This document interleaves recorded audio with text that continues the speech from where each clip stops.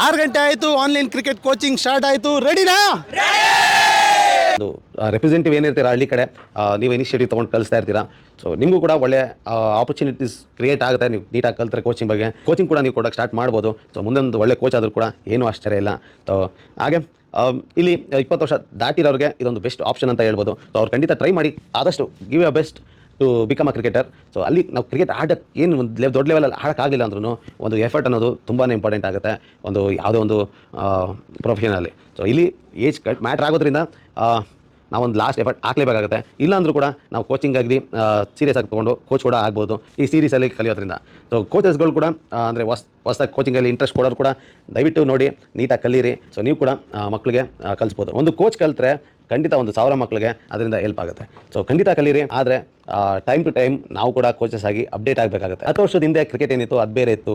ಈಗಿನ ಕ್ರಿಕೆಟ್ ಏನಿದೆ ಅದು ಕಂಪ್ಲೀಟ್ಲಿ ಡಿಫ್ರೆಂಟ್ ಆಗಿದೆ. ಹಾಗೆ ನಮ್ಮ ಮುಂದಿನ 10 ವರ್ಷದಲ್ಲಿ ಕ್ರಿಕೆಟ್ ಕೂಡ ತುಂಬ ಬದಲಾವಣೆ ಆಗುತ್ತೆ. ಸೊ ಕೋಚಸ್ ಆಗಿ ನಾವು ಅಪ್ಡೇಟ್ ಆಗಲಿಲ್ಲ ಅಂದರೆ ಸೊ ಮಕ್ಕಳು ಅಪ್ಡೇಟ್ ಆಗೋದು ತುಂಬ ಕಷ್ಟ ಆಗೋಗುತ್ತೆ. ಸೊ ಅದಕ್ಕಾಗಿ ನಿಮ್ಮೊಂದು ಚಿಕ್ಕವನಿರ್ಬೋದು, ಬಟ್ ಏನಾದರೂ ಹೊಸದಾಗಿ ಏನಾದ್ರು ಪಾಯಿಂಟ್ ಬಂದರೆ ಅಥವಾ ಹೊಸದಾಗಿ ಏನಾದ್ರು ನಿಮ್ಗೆ ಗೊತ್ತಾದರೆ ಈಗೋ ಬಿಟ್ಟು ಖಂಡಿತ ಕಲೀರಿ. ಅಫ್ಕೋರ್ಸ್ ನೀವೊಂದು ದೊಡ್ಡ ಕೋಚು, ನಿಮ್ಗೆ ಗೊತ್ತಿರುತ್ತೆ ಲರ್ನಿಂಗ್ ನೆವರ್ ಸ್ಟಾಪ್ಸ್ ಅಂತ. ಸೊ ಪ್ರತಿಯೊಂದು ಏಜಲ್ಲೂ ಎಷ್ಟೇ ದೊಡ್ಡವರಿದ್ರು ಕಲಿಬೇಕಾಗುತ್ತೆ. ಸೊ ಕಲಿತಾ ಇರೋಣ. ಸೊ ಡೈಲಿ ನಾವು ಕೂಡ ಅಪ್ಡೇಟ್ ಆಗ್ತಾ ಇರೋಣ. ಬಡವ್ರ ಮಕ್ಕಳು ಕ್ರಿಕೆಟರ್ ಆಗೋದು ಹೇಗೆ ಅಂತ. ಸೊ ತುಂಬ ಎಕ್ಸಾಂಪಲ್ಸ್ಗಳಿದೆ. ತುಂಬ ಜನ ಬಡವರೇ ಕ್ರಿಕೆಟರ್ಗಳಾಗಿರೋದು. ಸೊ ಇಲ್ಲಿ ಎಕ್ಸಾಂಪಲ್ ಕೊಡೋಕ್ಕೆ ಬಂದಿಲ್ಲ, ನಿಮಗೆ ಸೊಲ್ಯೂಷನ್ಸ್ ಕೊಡೋಕ್ಕೆ ಬಂದಿರೋದು. ಸೊ ಇಲ್ಲಿ 20 ವರ್ಷ ದಾಟಿರೋರಿಗೆ ನನ್ನ ಕೈಲಿ ಏನು ಮಾಡೋಕ್ಕಾಗುತ್ತೆ ಗೊತ್ತಿಲ್ಲ. ನನ್ನ ಪ್ರಯತ್ನ ನಾನು ಮಾಡ್ತೀನಿ. ನಿಮಗೆ ಏನು ನೀವು ಚಿಕ್ಕ ವಯಸ್ಸಲ್ಲಿ ಇದ್ದಾಗ ನಿಮಗೆ ಕ್ರಿಕೆಟ್ ಬಗ್ಗೆ ನಾಲೆಜ್ ಆಗಲಿ ಇನ್ಫಾರ್ಮೇಷನ್ ಆಗಲಿ ಏನು ಸಿಗ್ತಿರ್ಲಿಲ್ಲ, ಅದು ಈಗಿನ ಜನ್ರೇಷನ್ ಮಕ್ಕಳಿಗೆ ತಲುಪಲಿ ಅನ್ನೋದಷ್ಟೇ ನನ್ನ ಉದ್ದೇಶ. ಯಾವುದೇ ಒಂದು ಫಿಸಿಕಲ್ ಸ್ಪೋರ್ಟ್ಸಲ್ಲಿ ಬಾಡಿ ಪೇನು ಇಂಜುರೀಸು ತುಂಬ ಕಾಮನ್ನು. ನಮ್ಮ ಕ್ರಿಕೆಟಲ್ಲಿ ಫಸ್ಟ್ ರೂಲೇ ಸೇಫ್ಟಿ ಫಸ್ಟು. ನಿಮ್ಮ ಬಾಡಿಗೆ ನೀವೇ ರೆಸ್ಪಾನ್ಸಿಬಲ್. ವಾರ್ಮಪ್ಪು ಕೂಲ್ ಡೌನು ಕಂಪಲ್ಸರಿಯಾಗಿ ಮಾಡಿ, ಎಸ್ಪೆಷಲಿ ಚಿಕ್ಕ ಮಕ್ಕಳು. ಕಾಂಪ್ಲಿಕೇಟೆಡ್ ವಿಷಯಗಳನ್ನ ಸಿಂಪಲಾಗಿ ಹೇಳ್ಕೊಡೋದು ನನ್ನ ಎಕ್ಸ್ಪರ್ಟೀಸು. ಕಲಿಯೋದು ಬಿಡೋದು ನಿಮಗೆ ಬಿಟ್ಟಿತ್ತು. ಕ್ರಿಕೆಟಲ್ಲಾಗಲಿ ಅಥವಾ ಲೈಫಲ್ಲಾಗಲಿ ನಿಮಗೆ ನೀವೇ ಬೆಸ್ಟ್ ಕೋಚು. 6 ಗಂಟೆ ಆಯಿತು, ಆನ್ಲೈನ್ ಕ್ರಿಕೆಟ್ ಕೋಚಿಂಗ್ ಸ್ಟಾರ್ಟ್ ಆಯಿತು. ರೆಡಿನಾ?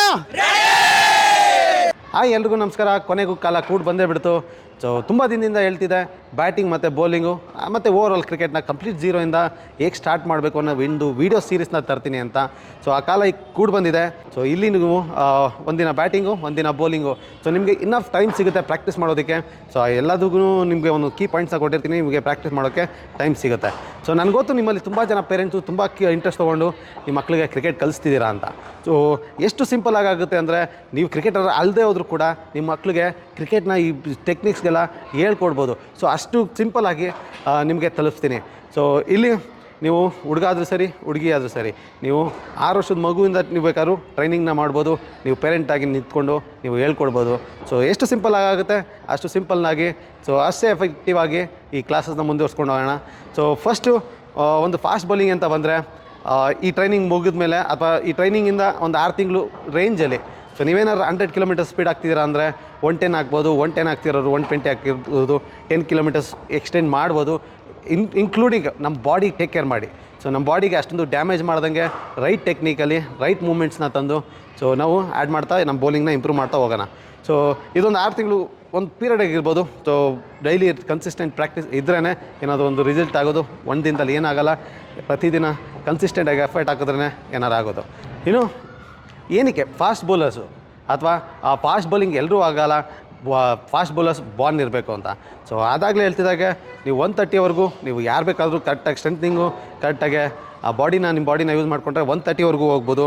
ಆದರೆ 140, 150 ಎಲ್ಲ ಬಾರ್ನ್ ಫಾಸ್ಟ್ ಬೌಲರ್ ಆಗಿರ್ತಾರೆ. ಅದರ ಅರ್ಥ ಏನು?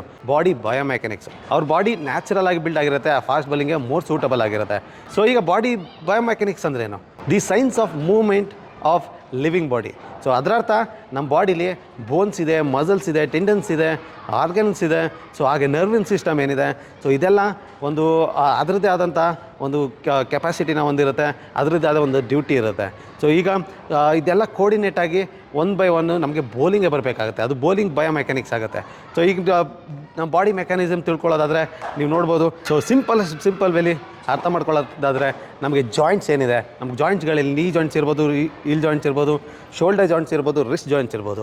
ಸೊ ಎಷ್ಟು ಎಲ್ಲ ಪ್ರತಿಯೊಂದೂ ಅದರದ್ದೇ ಆದಂಥ ಡ್ಯೂಟಿ ಇದೆ. ನೀವು ಒಂದು ಎಕ್ಸಾಂಪಲ್ ಚಿಕ್ಕ ಎಕ್ಸಾಂಪಲ್ ಅಂದರೆ ನೀವು ಈ ಬೆರಳಲ್ಲಿ ಅರ್ಧ ಇಲ್ಲ ಅಂದರೂ ಕೂಡ ನೀವು ಫಾಸ್ಟ್ ಬೌಲರ್ ಆದರೂ ಎನಿ ಬೌಲರ್ ಆದರೂ ಕೂಡ ಎಷ್ಟು ಕಂಟ್ರೋಲ್ ಮಿಸ್ ಆಗುತ್ತೆ. ತುಂಬ ಅಂಡರ್ ಎಸ್ಟಿಮೇಟ್ ಮಾಡಿರೋಂಥ ಟಾಪಿಕ್ಕು ರಿಸ್ಟು. ಸೊ ರಿಸ್ಟು ಎಷ್ಟು ಇಂಪಾರ್ಟೆಂಟು ಅಂದರೆ ನೀವು ಇಮ್ಯಾಜಿನ್ ಮಾಡಿ, ನಿಮಗೆ ರಿಸ್ಟಲ್ಲಿ ಏನಾದ್ರು ತೊಂದರೆ ಇತ್ತು ಅಂದರೆ ನೀವು ಬಾಲ್ ಹಿಡಿಯೋಕ್ಕಾಗುತ್ತಾ? ಕ್ರಿಕೆಟಲ್ಲಿ ತುಂಬ ಮೇಜರಾಗಿ ರೋಲ್ ಪ್ಲೇ ಮಾಡೋವಂಥದ್ದು ನಮ್ಮ ರಿಸ್ಟು ಮತ್ತು ನಮ್ಮ ತಲೆ ಎಲ್ಲಿದೆ, ಹೇಗಿದೆ, ಮತ್ತು ತಲೆ ಒಳಗೆ ಏನಿದೆ. ಸೊ ಅದು ತುಂಬಾ ಮ್ಯಾಟ್ರ್ ಆಗುತ್ತೆ. But most under estimated things ಇವು. ಸೊ ರಿಸ್ಟಲ್ಲಿ ಇಮ್ಯಾಜಿನ್ ಮಾಡ್ಕೊಳ್ಳಿ, ನಿಮ್ಗೆ ಒಂದು ಫಿಂಗರಲ್ಲಿ ನಿಮ್ಗೆ ಅರ್ಧ ಇಲ್ಲ ಅಂದರೂ ಕೂಡ ನೀವು ಆ ಬಾಲ್ನ ಕಂಟ್ರೋಲ್ ಮಾಡೋಕ್ಕಾಗುತ್ತಾ? ಫಾಸ್ಟಾಗಿ ಹಾಕ್ಬೋದು, ಬಟ್ ಎಲ್ಲೆಲ್ಲೋ ಹಾಕಿದ್ರೆ ಏನು ಪಾಯಿಂಟು? ಸೊ ಅದನ್ನು ಕಂಟ್ರೋಲ್ ಮಾಡೋಕ್ಕಾಗಲ್ಲ. ಅದಕ್ಕೆ ಫಾಸ್ಟ್ ಬೌಲಿಂಗ್ ಆಗಲಿ ಬ್ಯಾಟಿಂಗ್ ಆಗಲಿ ನಮ್ಮ ಈ wrist moment the one of the key factor ಅಂದರೆ ತಪ್ಪಾಗಲ್ಲ. ಬಟ್ ಎಷ್ಟು ಜನ ನಾವು ಯೋಚನೆ ಮಾಡ್ತೀವಿ ಅದ್ರ ಬಗ್ಗೆ? ಸೊ ಬರೀ ರಿಸ್ಟ್ ಬಗ್ಗೆ ತಲೆ ಹೋಗೋದೇ ಅಲ್ಲ. ಸೊ ಫಾಸ್ಟ್ ಬೌಲಿಂಗ್ ಆಗಬೇಕು ಅಂದರೆ ಫುಲ್ ಬಾಡಿ ಎಲ್ಲ ಹಾಕ್ತಿರ್ತೀವಿ, ಎಲ್ಲಿಂದನೋ ಓಡ್ಕೊಂಡು ಸುಮ್ಮನೆ ಬಂದು ಬೌಲಿಂಗ್ ಹಾಕೋಕ್ಕೆ, ಫಾಸ್ಟ್ ಬೌಲಿಂಗ್ ಹಾಕೋಕ್ಕೆ ಟ್ರೈ ಮಾಡ್ತಿರ್ತೀವಿ. ಸೊ ಪ್ರತಿಯೊಂದಕ್ಕೂ ಇಂಪಾರ್ಟೆನ್ಸ್ ಇರುತ್ತೆ. ಹಾಗೆ ನಮ್ಮ ಬಾಡಿ ಬಯೋಮೆಕ್ಯಾನಿಕ್ಸ್ ಬಗ್ಗೆ ತಿಳ್ಕೊಳ್ಳೋದಾದರೆ ನೀವು ನೋಡ್ಬೋದು, body biomechanics with coordination. So ಜನರಲಾಗಿ ನಮಗೆ ಏನಿರುತ್ತೆ, ಲೆಫ್ಟ್ ಲೆಗ್ ಮುಂದೆ ಹೋದರೆ ರೈಟ್ ಹ್ಯಾಂಡ್ ಮುಂದೆ ಬರುತ್ತೆ, ರೈಟ್ ಲೆಗ್ ಮುಂದೆ ಹೋದರೆ ಲೆಫ್ಟ್ ಹ್ಯಾಂಡ್ ಮುಂದೆ ಬರುತ್ತೆ. ಇದು ಕೋರ್ಡಿನೇಷನ್ನು. ನಾವು ಯಾವತ್ತಾರು ಈ ಥರ ವಾಕ್ ಮಾಡೋರು ನೋಡಿದ್ದೀವ? Right leg right hand, left leg left hand, right leg left hand, ಅದೇ ರೀತಿ ಆಗಲ್ಲ. ಸೊ ಕೋರ್ಡಿನೇಷನ್ನು ನಮ್ಮ ನ್ಯಾಚುರಲಿ ಹಾಗೇ ಇರೋದು. ಬಟ್ ಬೌಲಿಂಗ್ಗೆ ಬಂದರೆ ಅದು ನಮಗೆ ರೈಟ್ ಲೆಗ್ ರೈಟ್ ಹ್ಯಾಂಡೇ ಇರುತ್ತೆ, ಲೆಫ್ಟ್ ಲೆಗ್ ಲೆಫ್ಟ್ ಹ್ಯಾಂಡೇ ಇರುತ್ತೆ. ಸೊ ಅಲ್ಲಿ ಸ್ವಲ್ಪ ಡಿಫ್ರೆನ್ಸ್ ಇದ್ದೇ ಇರುತ್ತೆ. ಸೊ ಅದಕ್ಕಾಗಿ ಆ ಬೌಲಿಂಗ್ ಆ್ಯಕ್ಷನ್ ಅನ್ನೋದು ಬಿಲ್ಡ್ ಮಾಡ್ಕೊಳ್ಳೋದು ತುಂಬ ಇಂಪಾರ್ಟೆಂಟ್ ಆಗುತ್ತೆ. ಇನ್ನು ನಮ್ಮ ಬಾಡಿ ಮಸಲ್ಸ್ ಹೇಗೆ ವರ್ಕ್ ಆಗುತ್ತೆ ಅಂದರೆ, ಇದು ಎಲಾಸ್ಟಿಕ್ ರೀತಿ ನಮ್ಮ ಮಸಲ್ಸ್ ಏನಿದೆ ಅದು ಎಲಾಸ್ಟಿಕ್ ರೀತಿ ಇರೋಕ್ಕಾಗುತ್ತೆ. ಸೊ ಪೇಸ್ ಹೆಂಗೆ ಜನ್ರೇಟ್ ಆಗುತ್ತೆ ಅಂದರೆ, ಇದು ರಬ್ಬರ್ ಬ್ಯಾಂಡು. ಸೊ ಇದೇ ರೀತಿ ಇದು ಎಕ್ಸಾಂಪಲ್ ಅಷ್ಟೇ. ನಮ್ಮ ಮಸಲ್ಸು ಸ್ಟ್ರೆಚ್ ಆಗ್ಬೋದು, ಸ್ಟ್ರೆಚ್ ಮಾಡಿಬಿಟ್ರೆ ಅಲ್ಲಿ ಪವರ್ ಜನ್ರೇಟ್ ಆಗುತ್ತೆ. ಇಲ್ಲಿ ಸ್ಪೀಡ್ ನೋಡ್ಬೋದು ನೀವು. ಇದು ಅದನ್ನು ನಮ್ಮ ಮಸಲ್ಸ್ನ ಹೇಗೆ ಯೂಸ್ ಮಾಡ್ಕೋತೀವಿ ಅನ್ನೋದು ಕೀ ಫ್ಯಾಕ್ಟರ್ ಇಲ್ಲಿ. ಸೊ ತುಂಬ ಜನಕ್ಕೆ ಏನಕ್ಕೆ ಪೇಯ್ನ್ ಬರುತ್ತೆ, ಒಂದು ಕಡೆ ಪೇಯ್ನ್ ಇದ್ದರೆ ಫುಲ್ ಕೈಯೆಲ್ಲ ಇಲ್ಲಿಂದ ಇಲ್ಲಿವರೆಗೂ ನೋವುತ್ತೆ. ಏನಕ್ಕೆ ಹೇಳಿ, ನಮ್ಮ ನರ್ವ್ ಸಿಸ್ಟಮು ಸೊ ಇಷ್ಟಿದೆ ಅಂದರೆ, ಸೊ ನಾವು ಇಲ್ಲಿ ಇಷ್ಟು ಪುಲ್ ಮಾಡಿದ್ರೆ ಆ ನರ್ವ್ಸಲ್ಲಿ ಆ ಪೇಯ್ನ್ ಬರೋದು ಕಾಮನ್ ಆಗುತ್ತೆ. ಅರ್ಥ ಮಾಡ್ಕೊಳ್ಳೋ ವಿಷಯ ಇದು. ಸೊ ನರ್ವ್ ಇಷ್ಟು ಸ್ಟ್ರೆಚ್ ಮಾಡ್ಬೋದು ಅಂದರೆ ನಾವು ಇಷ್ಟು ಸ್ಟ್ರೆಚ್ ಮಾಡೋಕ್ಕೆ ನೋಡ್ತಾ ಇರ್ತೀವಿ. ಸೊ ಹಾಗಾಗಿ ಪೇಯ್ನ್ ಬರೋದು ಕಾಮನ್ ಆಗುತ್ತೆ. ಸೊ ಇಲ್ಲಿ ಸ್ಟ್ರೆಚಿಂಗ್ನ ನಾವು ಡೇ ಬೈ ಡೇ ಒಂಚೂರು ಅಂತ ಇಂಪ್ರೂವ್ ಮಾಡ್ಕೋಬೋದು ಹೊರತು, ನಮ್ಮ ಕೆಪಾಸಿಟಿ ಇಲ್ಲಿವರೆಗೂ ಇದೆ, ಇಲ್ಲಿವರೆಗೂ ಪುಲ್ ಮಾಡ್ತೀವಿ, ಅವಾಗ ಪೇಯ್ನ್ ಬರುತ್ತೆ. ಸೊ ಈಗ ನಮ್ಮ ಮಸಲ್ಸು ಫಾಸ್ಟ್ ಬೌಲಿಂಗ್ಗೆ ಬಂದಾಗ ಮಸಲ್ಸ್ ವರ್ಕ್ ಆಗೋದೇ ಇದೇ ರೀತಿ. ಸೊ ಇಲ್ಲಿ ನಾವು ಇಂಪ್ರೂವ್ ಮಾಡ್ತಾ ಫಿಟ್ನೆಸ್ ಮಾಡ್ತಾ ನಾವು ಇಲ್ಲಿ ನಮ್ಮ ಪವರ್ನ ನಾವು ಜನ್ರೇಟ್ ಮಾಡ್ಬೋದು. ಮಸಲ್ ಪುಲ್ ಮಾಡಿ ಬಿಡುತ್ತೆ. ಇಲ್ಲಿ ಅರ್ಥ ಮಾಡ್ಕೋಬೇಕಾಗಿರೋದು, ನಮ್ಮ ಮಸಲ್ಸು ಯಾವುದೂ ಕೂಡ ಪುಷ್ ಮಾಡಲ್ಲ, ಈ ರೀತಿ ಪುಷ್ ಮಾಡೋದಿಲ್ಲ, ಸ್ಪ್ರಿಂಗ್ ಥರ ಪುಷ್ ಮಾಡೋದಿಲ್ಲ. ಸೊ ಇಲ್ಲಿ ಎಲಾಸ್ಟಿಕ್ ಥರ ಪುಲ್ ಮಾಡಿ ಪೇಸ್ ಕ್ರಿಯೇಟ್ ಆಗುತ್ತೆ. ಸೊ ಇದು ಮಸಲ್ಸು. ಇನ್ನು ಹೈಪರ್ ಎಕ್ಸ್ಟೆನ್ಷನ್ ಅಂತ ಇರುತ್ತೆ. ಹೈಪರ್ ಎಕ್ಸ್ಟೆನ್ಷನ್ ಏನು, ಜನ್ರಲಿ ತುಂಬ 90% ಆಫ್ ದ ಕೇಸು ಹುಡುಗಿರಿಗೆ ಈ ಸಿಮ್ಟಮ್ಸ್ ಇದ್ದೇ ಇರುತ್ತೆ. ಸೊ ಇಲ್ಲಿ ಹೈಪರ್ ಎಕ್ಸ್ಟೆನ್ಷನ್ ಅಂತೀವಿ. ಇದು ನಾರ್ಮಲ್ ಇದೆ, ಇದು ಫ್ಲೆಕ್ಷನ್ನು. ಸೊ ತುಂಬ ರೇರ್ ಕೇಸ್ ಇದು ಫ್ಲೆಕ್ಷನ್ ಬರೋದು. ಸೊ ಇಲ್ಲಿ ಹೈಪರ್ ಎಕ್ಸ್ಟೆನ್ಷನು, ಇದು ಈ ಆ್ಯಂಗಲಿಂದ ಇಲ್ಲಿವರೆಗೂ ಬೆಂಡ್ ಆಗುತ್ತೆ ಇದು. ಸೊ ಜನರಲಿ ಅದು ಹುಡುಗಿರು ಇರುತ್ತೆ. ಅದಿದ್ದರೆ ಕೆಲವೊಂದ್ಸಲ ತುಂಬ ಸಲ ಅದು ಪ್ಲಸ್ ಪಾಯಿಂಟ್ ಆಗುತ್ತೆ, ಎಸ್ಪೆಷಲಿ ಫಾಸ್ಟ್ ಬೌಲರ್ಸ್ಗೆ. ಅಲ್ಲಿ ಅವ್ರಿಗೆ ರೇಂಜ್ ಆಫ್ ಮೋಷನ್ಗೆ ಸ್ವಲ್ಪ ಜಾಸ್ತಿ ಸಿಗುತ್ತೆ. ಸೊ ಸ್ವಲ್ಪ ಇಷ್ಟ ಆದರೂ ಕೂಡ ಅದು ಸ್ವಲ್ಪ ಜಾಸ್ತಿನೇ. ಹಾಗೆ ಓವರ್ ದ ಟೈಮು ಸೊ ನಮ್ಮ ಮಸಲ್ಸ್ನ ಪುಲ್ ಮಾಡ್ತಾ ಸೊ ಡ್ಯಾಮೇಜ್ ಆಗೋ ಚಾನ್ಸಸ್ ಇರುತ್ತೆ. ಲಕ್ಕಿಲಿ ನಮ್ಮ ಬಾಡೀಲಿ ಮಸಲ್ಸು ರಿಕವರ್ ಆಗೋದಕ್ಕೆ ಲಿವಿಂಗ್ ಬಾಡಿಲಿ ಅದಕ್ಕೆ ಅವಕಾಶ ಇದೆ. ನಮ್ಮ ಮಸಲು ಆಟೋಮೆಟಿಕ್ಕಾಗಿ ಅದೇ ರಿಕವರ್ ಆಗುತ್ತೆ. ಸೊ ರಿಕವರಿ ಟೈಮು ಆ ಇಂಜುರಿಯಿಂದ ಆಚೆ ಬರೋದಕ್ಕೆ ಏನಕ್ಕೆ ಅಷ್ಟು ಪೀರಿಯಡ್ ಆಗುತ್ತೆ ಅಂದರೆ, ನಮ್ಮ ಮಸಲ್ ರಿಕವರ್ ಆಗೋಕ್ಕೆ ಟೈಮ್ ಬೇಕಾಗುತ್ತೆ. ಸೊ ಇನ್ ಕೇಸ್ ಏನಾದ್ರು ಇಂಜುರಿ ಆಯಿತು ಅಂದರೆ, ಸೊ ಇದು ಸಿಂಪಲ್ ಡೆಮೋನ್ಸ್ಟ್ರೇಷನ್ ಅಷ್ಟೇ ನಮ್ಮ ಫಾಸ್ಟ್ ಬೌಲಿಂಗ್ ಬಂದರೆ. ಇನ್ನು ತುಂಬ ಕೆಲವ್ರಿಗೆ ಎಲಾಸ್ಟಿಕ್ ರೀತಿ ಜನರಲ್ ಬಾಡಿ ಆದರೆ ನಮ್ಮದು ಫ್ಲೆಕ್ಸಿಬಲ್ ಇದೆ. ಸೊ ಹಾಗೆ ಸ್ಟ್ರೆಂತ್ ಇರೋದು, ಸ್ವಲ್ಪ ಸ್ಟ್ರೆಂತ್ ಜಾಸ್ತಿ ಇರೋರಿಗೆ ಸ್ಟಿಫ್ನೆಸ್ ಜಾಸ್ತಿ ಇರುತ್ತೆ. ಸ್ಟಿಫ್ನೆಸ್ಸಲ್ಲಿ ನಾನು ಪುಲ್ ಮಾಡಿದ್ರು ಕಮ್ಮಿ ಆಗುತ್ತೆ. ಇಲ್ಲಿ ಕ್ರ್ಯಾಕ್ ಆಗೋ ಚಾನ್ಸಸ್ ಜಾಸ್ತಿ ಆಗುತ್ತೆ ನಮ್ಮ ಮಸಲ್ಸು. ಸೊ ಅದಕ್ಕೆ ಫ್ಲೆಕ್ಸಿಬಿಲಿಟಿ ವಿತ್ ಸ್ಟ್ರೆಂತು ತುಂಬಾ ಇಂಪಾರ್ಟೆಂಟು ಒಂದು ಮಸಲಲ್ಲಿ, ನಮ್ಮ ಬಾಡಿಲಿ, ಎಸ್ಪೆಷಲಿ ಫಾಸ್ಟ್ ಬೌಲರ್ಸ್ಗೆ ಅಂತ ಬಂದಾಗ. ಸೊ ಫಾಸ್ಟ್ ಬೌಲಿಂಗ್ ಬಯೋಮೆಕ್ಯಾನಿಕ್ಸ್ ಏನಂದರೆ, ಸೊ ನಾನು ಆಗಲೇ ಹೇಳ್ದಂಗೆ, so right hand left hand right leg movement ಆದರೆ, ಇಲ್ಲಿ ಬೌಲಿಂಗಲ್ಲಿ ನಮಗೆ ರೈಟ್ ಹ್ಯಾಂಡು ಲೆಫ್ಟ್ ಹ್ಯಾಂಡು ಅದರದ್ದೇ ಆದಂಥ ಇಂಪಾರ್ಟೆನ್ಸ್ ಇರುತ್ತೆ. ಇಲ್ಲಿ ನಮ್ಮ right side of the body ಅಂತ ಇದೆ, left side of the body ಅಂತ ಇದೆ. ಹಾಗೆ ಸೆಂಟರ್ ಆಫ್ ದ ಬಾಡಿ ಅಥವಾ ಸೆಂಟರ್ ಆಫ್ ಗ್ರಾವಿಟಿ ಅಂತ ಕೂಡ ಹೇಳ್ತೀವಿ. ಸೊ ಅದು ಕೂಡ ಇದೆ. ಹೋಗ್ತಾ ತುಂಬ ವೀಡಿಯೋಸ್ ಬರೋದಿದೆ. ಇನ್ನು ಸ್ಟೆಪ್ ಬೈ ಸ್ಟೆಪ್ ಆಗಿ ಎಲ್ಲೆಲ್ಲಿ ಏನೇನು ಯೂಸ್ ಆಗುತ್ತೆ, ಎಷ್ಟು ಮಟ್ಟಿಗೆ ಯೂಸ್ ಆಗುತ್ತೆ ಅದ್ರ ಬಗ್ಗೆ ತಿಳಿಸ್ಕೊಡ್ತೀನಿ. ಇನ್ನೊಂದು ಮೇಯ್ನಾಗಿ ಒಂದು ನಿಮಿಷ ಸಿಂಪಲ್ಲಾಗಿ ಸೊ ಇದನ್ನು ಅರ್ಥ ಮಾಡ್ಕೋಬೇಕು ಇಲ್ಲಿ. ಸೊ ನಮ್ಮ right side of the body, left side of the body ಮತ್ತು ಗ್ರಾವಿಟಿ ಹೇಗೆ ವರ್ಕ್ ಆಗುತ್ತೆ ನಮ್ಮ ಫಾಸ್ಟ್ ಬೌಲಿಂಗ್ ಅಂತ. ಸೊ ಇದು ನಾವು ಗ್ರಾವಿಟಿಲಿದ್ದೀವಿ. ಇಲ್ಲಿ ನಾವು ನಾನ್ ಬೌಲಿಂಗ್ ಇಂಪಾರ್ಟೆನ್ಸ್ ನಿಮ್ಗೆ ಇಲ್ಲಿ ಗೊತ್ತಾಗುತ್ತೆ. ನಮ್ಮ ನಾನ್ ಬಾಡಿಂಗ್ ಆರ್ಮ್ ಇಲ್ಲಿ ನಾವು ಪುಲ್ ಮಾಡಿರ್ತೀವಿ, ಇಲ್ಲಿ ನಮ್ಮ ಬೌಲಿಂಗ್ ಆರ್ಮ್ನ ಪುಲ್ ಮಾಡಿರ್ತೀವಿ. ಇಲ್ಲಿ ನಮಗೆ ಬೌಲಿಂಗ್ ಆರ್ಮ್ನ ತೊಗೊಬಂದಾಗ ಈ ಪವರ್ ಏನು ಜನ್ರೇಟ್ ಆಗುತ್ತೆ, ಅದು ನಮಗೆ ಪೇಸ್ನ ಕೊಡುವಂಥದ್ದು. ಇಲ್ಲಿ ನಾವು ತುಂಬ ಕಾಮನ್ ಆಗಿ ನೀವೆಲ್ಲ ಏನು ಮಾಡ್ತಿರೋದು ಅಂದರೆ ಇದು ಹಿಂಗೆ ಇರುತ್ತೆ, ಎಳ್ದು ಇಲ್ಲಿಂದ ಬೀಳ್ತೀರಾ. ಸೊ ಇಲ್ಲಿಂದ ಈ side of the body damage ಆಗುತ್ತೆ. ಸೊ ಅದಕ್ಕೆ ಒಂದು ಸೈಡ್ ಪೇನ್ ಬಂದೇ ಬರುತ್ತೆ. ಸೊ ಇಲ್ಲಿ ಎರಡು ಕಡೆ ಯೂಸ್ ಮಾಡಿದಾಗ ಕರೆಕ್ಟಾಗಿ ಡಿವೈಡ್ ಮಾಡಿಕೊಂಡು ನಮ್ಮ ಬಾಡಿಗೆ ತಕ್ಕಂತೆ ನಾವು ಅದನ್ನು ಯೂಸ್ ಮಾಡಬೇಕಾಗತ್ತೆ. ನೆಕ್ಸ್ಟು ಸ್ಟ್ರೈಟ್ ಅವೇ ಬೌಲಿಂಗ್ ಹೋಗೋಣ. ಸೊ ಸ್ಟೆಪ್ ಬೈ ಸ್ಟೆಪ್ ಆಗಿ ಎಲ್ಲೆಲ್ಲಿ ಬಾಡಿ ನಮ್ಮದು ಯಾವ್ಯಾವ ಮೂಮೆಂಟು, ಯಾವ್ಯಾವ ವೇಸ್ಟೆಸ್ಟ್ ಇರಬೇಕು, ಯಾವ side of the body support ಮಾಡಬೇಕು, ಅದನ್ನೆಲ್ಲ ಡೇ ಬೈ ಡೇ ತಿಳ್ಕೊತಾ ಹೋಗೋಣ. ಹಾಗೆ ಇಲ್ಲಿ ಬೌಲಿಂಗ್ ಅಂತ ಬಂದಿದ್ದಕ್ಕೆ ಬ್ಯಾಟಿಂಗಲ್ಲಿ ಟಾಪ್ ಎಂಡ್ನ ಹೇಗೆ ಇಟ್ಕೊಳ್ಬೇಕು ಅನ್ನೋದು ಸ್ಟಾರ್ಟಿಂಗ್ ಆದರೆ ಬ್ಯಾಟಿಂಗಲ್ಲಿ, ಇಲ್ಲಿ ಬೌಲಿಂಗಲ್ಲಿ ಬಾಲ್ ಇಟ್ಕೊಳ್ಳೋದು ಹೇಗೆ ಅಂತ ಸ್ಟಾರ್ಟ್ ಆಗುತ್ತಾ. ಆ್ಯಕ್ಚುಲಿ ಅದು ಫೇಸಸ್ ಆಫ್ ಬೌಲಿಂಗ್. ಅದು ಇವತ್ತು ನಾವು ಬೌಲಿಂಗ್ ಆ್ಯಕ್ಷನ್ನ ಬಿಲ್ಡ್ ಮಾಡ್ತಿರೋದು ಕರೆಕ್ಟಾಗಿ ಬೌಲಿಂಗ್ ಫೇಸಸ್ ಅಲ್ಲ. ಸೊ ಬೌಲಿಂಗ್ ಫೇಸಸ್ನ ಬ್ರೀಫ್ ಮಾಡೋದಾದರೆ ನಿಮಗೆ ಫಸ್ಟ್ ಬರೋದು ಗ್ರಿಪ್ಪು, ಆಮೇಲೆ run up, jump, back foot landing, front foot landing, release ಮತ್ತು ಫಾಲೋ ಥ್ರೂ. ಇದು ಬೇರೆ ಬೇರೆ ಫೇಸಸ್ಸು ಅಥವಾ ಒಂದೊಂದು ಸ್ಟೆಪ್ ಬೈ ಸ್ಟೆಪ್ಪು ಇರೋಂಥದ್ದು. ಸೊ ನಾವು ಬೌಲಿಂಗ್ ಮಾಡಬೇಕಾದ ಕಲಿಬೇಕಾಗಿರೋದ್ರಿಂದ ನಮ್ಮ ಆ್ಯಕ್ಷನ್ ಕಲಿಬೇಕಾಗುತ್ತೆ. ಸೊ ಆ್ಯಕ್ಷನ್ ಏನಿದ್ರು ನಾವು ಮಾಡೋದು ನಮ್ಮ ಸ್ಕ್ರೀಸಲ್ಲಿ, ಗ್ರೌಂಡಲ್ಲಿ. ಸೊ ಇಲ್ಲಿ ನಮ್ಮ ಬಾಕ್ಸ್ ಥರ ಏನಿದೆ, ಇಲ್ಲಿ ನಮಗೆ ಕಂಟ್ರೋಲ್ ಇರೋಂಥದ್ದು. ಸೊ ನಮ್ದು ಏನೇ ಇದ್ರು 90% ಕೆಲಸ ಏನಿದೆ ಅದೇನಿದ್ರು ನಾವು ಇಲ್ಲೇ ಮಾಡಬೇಕು. ಸೊ ಇಲ್ಲಿಂದ ನಮ್ಮ ಆ್ಯಕ್ಷನ್ನ ಬಿಲ್ಡ್ ಮಾಡೋಕ್ಕೆ ಸ್ಟಾರ್ಟ್ ಮಾಡೋಣ ಈಗ. ಸೊ ನಾವೀಗ ಡೈರೆಕ್ಟ್ ಬೌಲಿಂಗ್ ಕಲಿಯೋಕ್ಕೆ ಹೋಗೋಣ. ಸೊ ಅದು ಸ್ಟೆಪ್ ಬೈ ಸ್ಟೆಪ್ ಆಗಿ ಬೌಲಿಂಗ್ ನಾವು ನಮ್ಮ 90% ಏನು ಮಾಡ್ತೀವಿ ಆ್ಯಕ್ಚುಲಿ ಸ್ಕ್ರೀಸಲ್ಲಿ ಅದನ್ನು ಫಸ್ಟ್ ಕಲಿಯೋಣ. ಆಮೇಲೆ ಸ್ಟೆಪ್ ಬೈ ಸ್ಟೆಪ್ ಆಗಿ ಕ್ಯಾರಿ ಮಾಡ್ತಾ ಹೋಗೋಣ ಹೇಗೆ ನಾವು ಒಂದು ಬೌಲಿಂಗ್ನ ನಾವು ಸ್ಟಾರ್ಟ್ ಮಾಡಬೇಕು ಅಂತ. So first thing style of bowling. ನೀವು ಸೈಡ್ ಆನ್ ಅಂತ ಕೇಳಿರ್ತೀರಾ, ಫ್ರಂಟ್ ಆನ್ ಅಂತ ಕೇಳಿರ್ತೀರಾ, ಸೆಮಿ ಸೈಡ್ ಆನ್ ಅಂತ ಕೇಳಿರ್ತೀರಾ. ಅದು ಡಿಸೈಡ್ ಯಾವಾಗ ಎಲ್ಲಾಗುತ್ತೆ ಅಂದರೆ ನಾವು ಬ್ಯಾಕ್ ಫುಟ್ ಯಾವ ರೀತಿ ಲ್ಯಾಂಡ್ ಮಾಡ್ತೀವಿ ಅನ್ನೋದ್ರ ಮೇಲೆ ಡಿಸೈಡ್ ಆಗುತ್ತೆ. ಸೊ ನನ್ನ ಬ್ಯಾಕ್ ಫುಟ್ ಲ್ಯಾಂಡಿಂಗು ನನ್ನ ಸ್ಕ್ರೀಸ್ ಲೈನಲ್ಲಿ ಇದ್ದರೆ, ಸ್ಟಂಪ್ಸ್ ಲೈನಲ್ಲಿ ಈ ಥರ ಆರಿಜೆಂಟಲ್ ಆಗಿದ್ದರೆ ಇದು ಸೈಡ್ ಆನು. ಇಲ್ಲಿ ಪ್ರೀ ಸೈಡ್ ಆನ್ ಅಂತಲೂ ಬರುತ್ತೆ, ಅದು ತುಂಬ ರೇರ್ ಕೇಸಸ್ಸು. ಬಟ್ ಬೇಸಿಕ್ ಕಲೀರಿ. ಸೊ ಸ್ಟೈಲ್ ಬೇರೆ ಬೇರೆ ಥರ ಇರುತ್ತೆ ಅಷ್ಟೇ. ಆ ಬೇಸಿಕ್ಕು ಬಯೋಮೆಕ್ಯಾನಿಕ್ಸು ಅಥವಾ ಟೆಕ್ನಿಕ್ ಎಲ್ಲ ಸೇಮ್ ಇರುತ್ತೆ, ಸ್ಟೈಲ್ ಆಫ್ ಬೇರೆ ಬೇರೆ ಥರ ಇರುತ್ತೆ. ಸೊ ಇಲ್ಲಿ ನಾವು ನೀವು ಈಗಲೇ ಆ್ಯಡ್ ಮಾಡಿಬಿಡ್ತೀನಿ, ನೀವು ಮಲ್ಲಿಂಗ ಥರ ಬೌಲಿಂಗ್ ಹಾಕೋಕ್ಕೆ ಇಂಟ್ರೆಸ್ಟ್ ಪಡ್ಬೋದು. ಬಟ್ ಅದು ಚೇಂಜ್ ಮಾಡ್ತಾ ಹೋಗ್ಬೋದು. ನೀವು ಒಂದು ಬೇಸಿಕ್ ಒಂದು ಕಲ್ತ್ಬಿಟ್ರೆ, ನಾವು ಇಲ್ಲಿ ಹಾಕೋದು ಕಲ್ತ್ಬಿಟ್ರೆ ನಾವು ಇಲ್ಲಿ ಬೇಕಾದ್ರೂ ಹಾಕೋದು ಕಲಿಯಬೋದು. ಸೊ ಅದು ಈಸಿ ಇರುತ್ತೆ. ಸೊ ತುಂಬ ಕಾಂಪ್ಲಿಕೇಟೆಡ್ ಮಾಡ್ಕೊಳ್ಳೋದು ಬೇಡ, ಎಷ್ಟು ಸಿಂಪಲ್ ಆಗುತ್ತೆ ಅಷ್ಟು ಸಿಂಪಲಾಗಿ ಟ್ರೈ ಮಾಡೋಣ. ಅಲ್ಲೇ ಇನ್ನೊಂದು ವಿಷಯ ಆ್ಯಡ್ ಮಾಡಬೇಕು ಅಂದರೆ, ನೀವು ಬೌಲರೇ ಅಲ್ಲದೆ ಹೋದ್ರೂ ಕೂಡ ಟ್ರೈ ಮಾಡಿ. ನಿಮಗೆ ಈ ಕೋರ್ಡಿನೇಷನಲ್ಲಿ ಬಂದಮೇಲೆ ನೀವು ಫಾಸ್ಟ್ ಬೌಲರ್ ಆಗಲಿಲ್ಲ ಅಂದ್ರೂ ಪರವಾಗಿಲ್ಲ, ನೀವು ಕೊನೆಗೆ ಸ್ಪಿನ್ನರ್ ಆಗಿ ನೀವು ಈ ಕೋರ್ಡಿನೇಷನ್ನೆಲ್ಲ ಬಾಡಿ ಯೂಸ್ ಟು ಇಟ್ ಆದಮೇಲೆ ಬೌಲಿಂಗ್ಗೆ ಒಳ್ಳೆ ಸ್ಪಿನ್ನರ್ ಆದರೂ ಆಶ್ಚರ್ಯ ಇಲ್ಲ. ಸೊ ಸೈಡ್ ಆನು ನನ್ನ ಪ್ಯಾರಲಲ್ ಲೈನ್ಸ್ದು ಲೈನ್ ಇದ್ದರೆ ಕಾಲು, ಇದು ಸೈಡ್ ಆನು. ಇನ್ನು ಸ್ವಲ್ಪ ವರ್ಡ್ಸ್ ಸ್ಕ್ವೇರ್ ಲೆಗ್ ಕಡೆ ಇರುತ್ತೆ, ಇದನ್ನು ಸೆಮಿ ಸೈಡ್ ಆನ್ ಅಂತಾರೆ. ಇನ್ನು ಸ್ಟ್ರೈಟ್ ಆಗಿದ್ದರೆ ಇದು ಫ್ರಂಟ್ ಆನ್ ಅಂತಾರೆ. ಸೊ ಇನ್ಫ್ಯಾಕ್ಟ್ ನೀವು ಸೈಡ್ ಆನ್ ಇದ್ದರೂ ಸೆಮಿ ಸೈಡ್ ಆನ್ ಇದ್ದರೂ ರಿಲೀಸ್ ಟೈಮಲ್ಲಿ ನೀವು ಫ್ರಂಟ್ ಆನೇ ಆಗಿರ್ತೀರ. ಸೊ ಅದನ್ನು ಸ್ಟೆಪ್ ಬೈ ಸ್ಟೆಪ್ ಆಗಿ ನೆಕ್ಸ್ಟ್ ವೀಡಿಯೋದಲ್ಲಿ ತಿಳಿಸ್ಕೊಡ್ತಾ ಇರ್ತೀನಿ ಹೇಗೆ ಚೇಂಜ್ ಆಗುತ್ತೆ ಅಂತ ಎಲ್ಲ. ಸೊ ಇದು ನಮ್ಮ ಡಿಫೈನ್ ಮಾಡ್ಕೋಬೇಕಾಗಿರೋದು. ನೀವು ಇವತ್ತು ಪ್ರಾಕ್ಟೀಸ್ ಮಾಡಬೇಕಾಗಿರೋದು ಇವತ್ತು ಮತ್ತು ನಾಳೆ ಬ್ಯಾಟಿಂಗ್ ಆದಮೇಲೆ ಸ್ವಲ್ಪ ಟೈಮ್ ಸಿಗುತ್ತೆ. ಸೊ ನಿಮಗೆ ಆಲ್ಮೋಸ್ಟ್ 30 hours ಟೈಮ್ ಇದೆ ಪ್ರಾಕ್ಟೀಸ್ ಮಾಡೋದಕ್ಕೆ. ಆರಾಮಾಗಿ ಪ್ರಾಕ್ಟೀಸ್ ಮಾಡಿ. ಸೊ ನೀವು ಮಾಡಬೇಕಾಗಿರೋದು ಫಸ್ಟು ನೀವು ಮಾಡಬೇಕಾಗಿರೋದು ನಿಮ್ಮ ಬೌಲಿಂಗ್ ವೀಡಿಯೋನ ರೆಕಾರ್ಡ್ ಮಾಡ್ಕೊಳ್ಳಿ. ಸೊ ಅಲ್ಲಿ ನೀವು ಬ್ಯಾಕ್ ಫುಟ್ ಲ್ಯಾಂಡಿಂಗ್ನ ಅಬ್ಸರ್ವ್ ಮಾಡಿ. ಅದು ಸ್ವಲ್ಪ ನ್ಯಾಚುರಲ್ ಆಗಿದ್ದರೆ ಒಳ್ಳೆಯದು, ನಿಮ್ಗೆ ಆ ರೀತಿ ಟ್ರೈನ್ ಮಾಡಿಕೊಂಡ್ರೆ ಒಳ್ಳೆಯದು. ಸೊ ಲೋವರ್ ಬಾಡಿಲಿ ಅಡ್ಜಸ್ಟ್ ಮಾಡೋದು ತುಂಬಾ ಕಷ್ಟ ಹೋಗ್ತಾ ಟೆಕ್ನಿಕಲಲ್ಲಿ. ಸೊ ಅದಕ್ಕೋಸ್ಕರ ನಿಮ್ಮ ಬೌಲಿಂಗ್ ಈಗ ಹೆಂಗೆ ಮಾಡ್ತಾಯಿದ್ದೀರಾ ಅದನ್ನು ಒಂದು ವೀಡಿಯೋ ಮಾಡ್ಕೊಳ್ಳಿ ಈಗ. ಸೊ ಮುಂದೆ ನೀವು ಕಂಪೇರ್ ಮಾಡೋದಕ್ಕೆ ಕೋರ್ಸೆಲ್ಲ ಆದಮೇಲೆ ಕಂಪೇರ್ ಮಾಡೋದಕ್ಕೆ ಈಸಿ ಆಗುತ್ತೆ. ಸೊ ಇಲ್ಲಿ ನಿಮ್ಮ ಬ್ಯಾಕ್ ಫುಟ್ ಲ್ಯಾಂಡಿಂಗ್ ಯಾವ ರೀತಿ ಬರ್ತಾಯಿದೆ ನೋಡ್ಕೊಳ್ಳಿ. ಸೈಡ್ ಆನ್ ಬರ್ತಿದ್ಯಾ, ಸೆಮಿ ಬರ್ತಿದ್ಯಾ, ಫ್ರಂಟ್ ಆನ್ ಬರ್ತಿದ್ಯಾ, ಮೂರು ಒಳ್ಳೆಯದೆ. ಸೊ ಮೂರದು ಅಡ್ವಾಂಟೇಜು ಡಿಸ್ಅಡ್ವಾಂಟೇಜಸ್ ಇದ್ದೇ ಇದೆ. ಸೊ ಅದನ್ನು ವೀಡಿಯೋ ಮಾಡ್ಕೊಳ್ಳಿ. ನೀವು ಸೈಡ್ ಆನ್ ಬರ್ತಿದ್ರೆ ಅಂದರೆ ಇಲ್ಲಿ ನೀವು ತುಂಬ ಕೀಯಾಗಿ ಯೂಸ್ ಮಾಡಬೇಕಾಗಿರೋದು ಅಂದರೆ, ನಾನು ಬ್ಯಾಕ್ ಫುಟ್ ಲ್ಯಾಂಡಿಂಗ್ ಹೋಗ್ತಾಯಿದ್ದೀನಿ. ಇಲ್ಲಿ ನೋಡ್ಬೇಕು ನೀವು right leg right elbow so ಒಂದು ಲೈನಲ್ಲಿ ಇರಬೇಕು. ಇಲ್ಲಿ ನೀವು ನೋಡ್ಬೋದು ಇಲ್ಲಿ.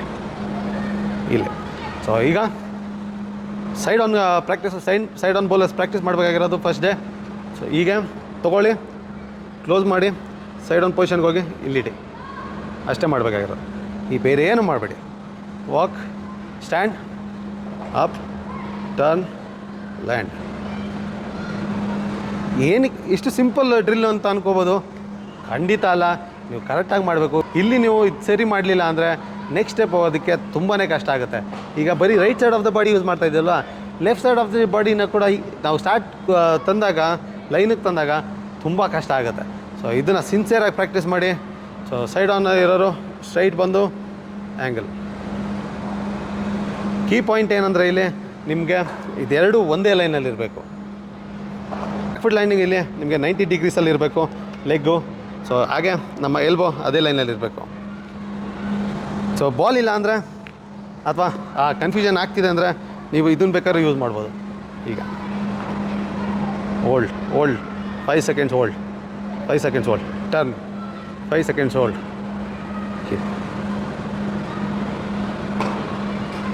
5 ಸೆಕೆಂಡ್ಸ್ ಆಯಿತು. 5 ಸೆಕೆಂಡ್ಸ್ ಹೋಲ್ಡ್, ಲೈನ್ ಒಂದೇ ಲೈನಲ್ಲಿದೆ, ಟರ್ನ್, ಲ್ಯಾಂಡ್. ಈ ಹೋಲ್ಡ್ ಮಾಡಬೇಕು. 5 ಲ್ಯಾಂಡ್. ಎಲ್ಬೋ ನೀ ಒಂದೇ line, turn, back foot landing. So ನೀವು ಇದನ್ನು ಮಿನಿಮಮ್ 100 ಟೈಮ್ಸ್ ಮಾಡಬೇಕು. 5 ಸೆಕೆಂಡ್ಸು ಆ ಹೋಲ್ಡ್ ಮಾಡ್ತಾ. ಚಿಕ್ಕ ಮಕ್ಕಳಾದರೆ ಅಟ್ಲೀಸ್ಟ್ ಅವ್ರಿಗೆ ಅಷ್ಟೊಂದು ಬ್ಯಾಲೆನ್ಸ್ ಸಿಗೋಲ್ಲ. 1-2 ಸಲ ಅವ್ರು ಮಾಡ್ತಾಯಿದ್ರೆ ಬರುತ್ತೆ, ಅದೇನು ತೊಂದರೆ ಇಲ್ಲ. ಇನ್ನು ಸೆಮಿ ಸೈಡ್ ಆಗಿರೋರು ಸೇಮ್ ಕೂಡ. ಈಗ ಫಸ್ಟ್ ಸ್ಟ್ರೈಟ್ ಎತ್ತಬೇಕು, ಸ್ವಲ್ಪ ಮೂವ್ ಮಾಡಿ ಸೆಮಿ ಸೈಡ್ ಥರ ಇಲ್ಲಿ ಲ್ಯಾಂಡು. ಸೊ ಇನ್ನೂ ತುಂಬ ಇಂಪಾರ್ಟೆಂಟ್ ಆಗಿದೆ ಹೇಳ್ಬೇಕಾಗಿರೋದಂದರೆ ಅಲ್ಲಿ ಮಿಸ್ ಮಾಡಿದೆ ನಾನು ಒಂದು ಪಾಯಿಂಟ್ನ ಹೇಳೋದು. ಸೊ ಇಲ್ಲಿ ನಾವು ಸೈಡ್ ಆನ್ ಇದ್ದಾಗ ಹಿಂಗೆ ಲಿಫ್ಟ್ ಮಾಡಿ ಹಿಂಗೆ ಮೂವ್ ಮಾಡಿ ಇಲ್ಲಿ ಟೋ ನೋಡಬೇಕು. ಟೋಲ್ ಲ್ಯಾಂಡ್ ಆಗಬೇಕು. ಇಲ್ಲಿ ನಾವು ಫುಲ್ ಈಲಲ್ಲ, ನಮಗೆ ಟೋಲ್ ಲ್ಯಾಂಡ್ ಆಗಬೇಕು. ಹಾಗೆ ಸೆಮಿ ಸೈಡ್ ಆನ್ ಕೂಡ ಸ್ಟ್ರೈಟ್ ಲಿಫ್ಟ್ ಮಾಡಿ ಮೂವ್ ಮಾಡಿ ಟೋ. ಯಾಕೆಂದರೆ ಮುಂದೆ ನಾವು ಫ್ರಂಟ್ ಆನ್ ಆಗಬೇಕಾಗುತ್ತೆ ಬಾಲ್ ಹಾಕ್ಬೇಕಾದ್ರೆ. ಸೊ ಇದು ಸಖತ್ ಇಂಪಾರ್ಟೆಂಟ್ ಇದೆ. ಸೊ ಇದನ್ನು ಮರಿಬೇಡಿ. ಇನ್ನು ಫ್ರಂಟ್ ಆನ್ ಇರೋರು ಇಲ್ಲಿ ಸ್ಟ್ರೈಟ್ ಕೀಪ್.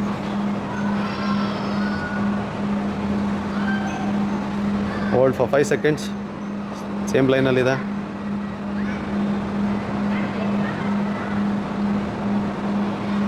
ಓಕೆ. ಒಂದು ಕಾಷನ್ ಏನಂದರೆ, ನಿಮ್ಮ ಹತ್ರ ಶೂ ಇದ್ದರೆ ದಯವಿಟ್ಟು ಶೂ ಯೂಸ್ ಮಾಡಿ. ನಾನು ಹೇಳ್ತಾ ಇದ್ದೆ, ಈ ಸೈಡ್ ಆನ್ ಪೊಸಿಷನಿಂದ ನಾವು ಫ್ರಂಟ್ ಆನ್ ಪೊಸಿಷನ್ ಬರ್ತೀವಿ ಬೌಲಿಂಗ್ ಮಾಡಬೇಕಾದ್ರೆ. ಪ್ರತಿಯೊಂದಕ್ಕೂ ಕೀ ಅದರದ್ದೇ ಆದ ಒಂದು ರೆಸ್ಪಾನ್ಸಿಬಿಲಿಟಿ ಇರುತ್ತೆ. ಯಾವ ರೀತಿ ನಮ್ಮ ಬಾಡಿನ ಯೂಸ್ ಮಾಡ್ಕೋತೀವಿ ಅನ್ನೋದೆಲ್ಲ ತುಂಬ ಇರುತ್ತೆ.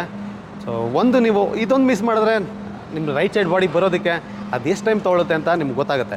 ಸೊ ಇಗ್ನೋರ್ ಮಾಡಬೇಡಿ ಯಾವುದೇ ಒಂದು ಸ್ಮಾಲ್ ಥಿಂಗ್ಸ್ ಆದ್ರೂ. ಸೊ ಅದಾಗಲೇ ಹೇಳಿದ್ನಲ್ಲ, ಬೌಲಿಂಗ್ ಮಾಡೋದಕ್ಕೆ ಇಷ್ಟು ಫಿಂಗರ್ ಇಲ್ಲ ಅಂದರೂ ಕೂಡ ನಮಗೆ ಕಂಟ್ರೋಲ್ ಮಾಡೋದು ಅಷ್ಟು ಈಸಿ ಅಲ್ಲ.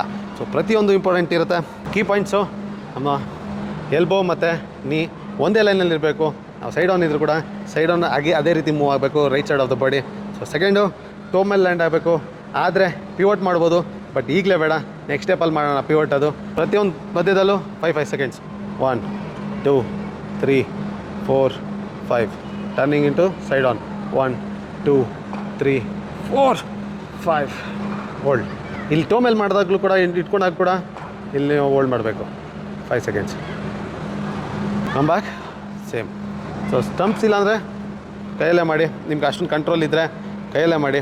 ಲೆಫ್ಟ್ ಹ್ಯಾಂಡ್ ಬೇಕಾದ್ರೆ ಸ್ವಲ್ಪ ಸಪೋರ್ಟಿಗೆ ತೊಗೊಳ್ಳಿ, ಇಲ್ಲಿ ಲೈನ್ಗೆ ಅಲೈನ್ ಮಾಡ್ಕೊಳ್ಳೋಕ್ಕೆ. ಆಯ್ತು ಟೋ. ಓಕೆ. ಸೊ ಒಂದೇ ದಿನದಲ್ಲಿ ಏನೂ ಕಲಿಯೋಕ್ಕಾಗಲ್ಲ. ಓಕೆ, ಅದಕ್ಕೆ ಆದಂಥ ಟೈಮ್ ಬೇಕೇ ಬೇಕು. ಇದೇ ಆನ್ಲೈನ್ ಕೋಚಿಂಗ್ನ ಈ ಕ್ವಶನ್ ಬರೋಕ್ಕಿಂತ ಮುಂಚೆ ವರ್ಕ್ಶಾಪ್ ಮಾಡಬೇಕು ಅಂತ ಇದ್ದೆ, ಅದು ಪೇಯ್ಡ್ ಆಗಿರ್ತಿತ್ತು. ಈ ಪ್ರಶ್ನೆ ಬಂದಮೇಲೆ ಸ್ವಲ್ಪ ನನಗೆ ರಿಯಲೈಸ್ ಆಯಿತು. ಸೊ ನನಗೂ ಗೊತ್ತು ಕರ್ಮ ಏನು ಕ್ರಿಕೆಟಲ್ಲಿ ಅಂತ. ಸೊ ಅದಕ್ಕಾಗಿ ನಿಮಗೆ ಫ್ರೀಯಾಗಿ ತರ್ತಾ ಇದ್ದೀನಿ. ಫ್ರೀ ಕೋಚಿಂಗು ನಿಮಗೆ ಅವಶ್ಯಕತೆ ಇದ್ದರೆ ಮಾತ್ರ UPI ಫೋನ್ಪೇ ಏನಾದರೂ ಮಾಡ್ಬೋದು. ಈ ಆಪ್ಷನ್ ಇರೋದು ಫ್ರೀ ಬಗ್ಗೆ ಗೊತ್ತಿರೋರು. ಫ್ರೀಯಾಗಿ ಸಿಗೋದು ಯೂಶಲಿ ಜಾಸ್ತಿ ದಿನ ಬಾಳಿಕೆ ಬರೋಲ್ಲ, ಅಥವಾ ನಮಗೆ ಲಾಂಗ್ ಟರ್ಮಲ್ಲಿ ಹೆಲ್ಪ್ ಆಗೋಲ್ಲ. ಸೊ ಕರ್ಮ ಅನ್ನೋದು ಎಲ್ಲದರಲ್ಲೂ ಇದ್ದೇ ಇರುತ್ತೆ. ಸೊ 1000 ರೂಪಾಯಿ ಐಟಮ್ನ 10 ರೂಪಾಯಿ ಕೊಂಡ್ಕೊಂಡ್ರು ಅದು ಆಫರ್ ಆಗುತ್ತೆ. ಸೊ ಇಲ್ಲಿ ಫ್ರೀ ಅಂತ ಬರೋಲ್ಲ. ಸೊ ಖಂಡಿತ ನೀವು ನೋಡ್ಕೊಳ್ಳಿ ನಿಮ್ಮ ಕಂಡೀಷನ್ ಹೇಗಿದೆ ಅಂತ. ಸೊ ಪ್ರತಿಯೊಂದು ವೀಡಿಯೋದಲ್ಲಿ ಏನು ಕಲಿತೀರಾ ಈಗ ಸೀರೀಸಲ್ಲಿ, ಸೊ ನಿಮ್ಮ ಕೈಲಾದಷ್ಟು ಎಷ್ಟಾಗುತ್ತೆ, 10 ರೂಪಾಯಿ ಆಗುತ್ತಾ, 20 ರೂಪಾಯಿ ಆಗುತ್ತಾ, 100 ರೂಪಾಯಿ ಆಗುತ್ತಾ, ದೇವರು 1000 ಕೊಟ್ಟಿದ್ರೆ ಖಂಡಿತ ಕೊಡಿ, ಬೇಡ ಅಂತ ಖಂಡಿತ ಹೇಳಲ್ಲ. ನಾನು ಇದುವರೆಗೂ ದಿನಕ್ಕೆ 10 ರೂಪಾಯಿನೂ ಖರ್ಚು ಮಾಡೋಕ್ಕಾಗದಿರೋಂಥವ್ರನ್ನ ಬಡವ್ರನ್ನ ನಾನು ಇನ್ನೂ ನೋಡಿಲ್ಲ. ಬಟ್ ಎನಿವೆ ಅದ್ರ ಬಗ್ಗೆ ಜಡ್ಜ್ ಮಾಡೋಕ್ಕೆ ಹೋಗಲ್ಲ ನಾನು. ಸೊ ಅದು ನಿಮಗೆ ಬಿಟ್ಟಿದ್ದು. ಸೊ ನಿಮ್ಮ ಕೈಲಾದಷ್ಟನ್ನ ನೀವು ಖಂಡಿತ ನೀಡ್ಬೋದು. ಇಲ್ಲಿ ಕೊಟ್ಟಿರೋಂಥ ಸ್ಕ್ಯಾನರ್ಗೆ ಅಥವಾ 8310683252 ನಂಬರ್ಗೆ. ಇಲ್ಲಿ ನೀವು 15 ಅವರು ಟೈಮ್ ಇದೆ, ನಾನು ಫಾಸ್ಟ್ ಬಾಲರ್ ಆಗಲೇಬೇಕು, ಕ್ರಿಕೆಟರ್ ಆಗಲೇಬೇಕು ಅಂತ ಇದನ್ನು ನೀವು 15 ಅವರ್ ಟ್ರೈನ್ ಮಾಡಿದ್ರೆ ಆಗಲ್ಲ. 8 ಅವರ್ 10 ಅವರ್ ಮಾಡಿದ್ರೆ ಖಂಡಿತ ಆಗಲ್ಲ ಅದು. ಯಾಕೆಂದರೆ ನಮಗೆ ನಾನು ಹೇಳ್ದಾಗಲೇ ಸೊ ಮಸಲ್ಲು ನಮಗೆ ಟ್ರೈನ್ ಆಗ್ತಾ ಇರುತ್ತೆ. ಸೊ ಅದು ಟ್ರೈನ್ ಆಗ್ತಾ ಅದಕ್ಕೂ ಕೂಡ ಸ್ಟ್ರೆಸ್ ಜಾಸ್ತಿ ಆಗುತ್ತೆ. ಅದಕ್ಕೆ ರಿಕವರಿ ಟೈಮ್ ಬೇಕಾಗುತ್ತೆ. ಮಧ್ಯದಲ್ಲಿ ಬ್ರೇಕ್ ಬೇಕಾಗುತ್ತೆ. ಸೊ ಇಲ್ಲಿ ಸ್ಮಾರ್ಟಾಗಿ ಪ್ರಾಕ್ಟೀಸ್ ಮಾಡಬೇಕು. ಒಂದಿನದಲ್ಲಿ 8 ಅವರ್ ಹೊತ್ತು ಟ್ರೈನಿಂಗ್ ಮಾಡಿಬಿಟ್ಟು 2-3 ದಿನ ಬ್ರೇಕ್ ಕೊಡೋದಕ್ಕಿಂತ ನೀವು ಡೈಲಿ 1 ಅವರು 1 ತಿಂಗಳ ಮಟ್ಟಿಗೆ ನೀವು ಟೈಮ್ ಕೊಟ್ಟರೆ ಸೊ ಅದು ಮೋರ್ ಬೆನಿಫಿಟ್ಸು ಕನ್ಸಿಸ್ಟೆಂಟಾಗಿ ಮೇಂಟೈನ್ ಮಾಡೋದಕ್ಕೆ. ಸೊ ಇಲ್ಲಿ ಎಷ್ಟು ಜಾಸ್ತಿ ಮಾಡ್ತೀವಿ ಅನ್ನೋದಲ್ಲ, ಎಷ್ಟು ಕರೆಕ್ಟಾಗಿ ಮಾಡ್ತೀವಿ ಅನ್ನೋದು ತುಂಬಾ ಇಂಪಾರ್ಟೆಂಟ್ ಆಗುತ್ತೆ. ಮತ್ತು ನಾಳೆ ಬ್ಯಾಟಿಂಗಲ್ಲಿ ಸಿಗೋಣ. ಅದ್ರ ಫಾಲೋ ಡೇ ನಾವು ಮತ್ತೆ ಬೌಲಿಂಗಲ್ಲಿ ನೆಕ್ಸ್ಟ್ ಸ್ಟೆಪ್ಗೆ. Good luck, take care, safe, be safe, play safe.